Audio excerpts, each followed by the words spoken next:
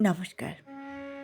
পাঠ করছি গৌতম কুমার দাসের লেখা কবিতা থেকে যেও।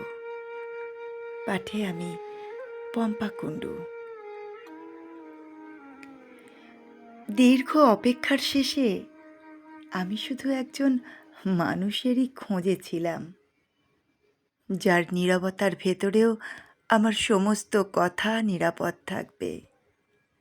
তোমাকে পেয়ে বুঝেছি সব আশ্রয়েরই কোনো ঠিকানা থাকে না।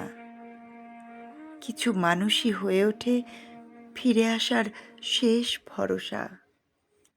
আমি তোমাকে বেঁধে রাখতে চাই না, শুধু শুধু এইটুকু প্রার্থনা, যদি কোনো দিন পৃথিবী তোমাকে আমার বিপরীতে দাঁড় করায়, সব কিছু বদলে গেলেও তোমার ভেতর একটু একটু জায়গা দিও।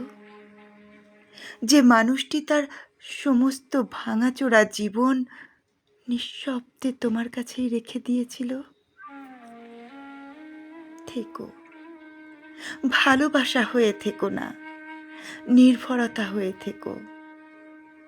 সময় কখনো কখনো ভালোবাসার ভাষা বদলে দেয়, কিন্তু একটি নিরাপদ মানুষ থেকে যায় আজীবন। থেকো, ভালোবাসা হয়ে থেকো না, নির্ভরতা হয়ে থেকো।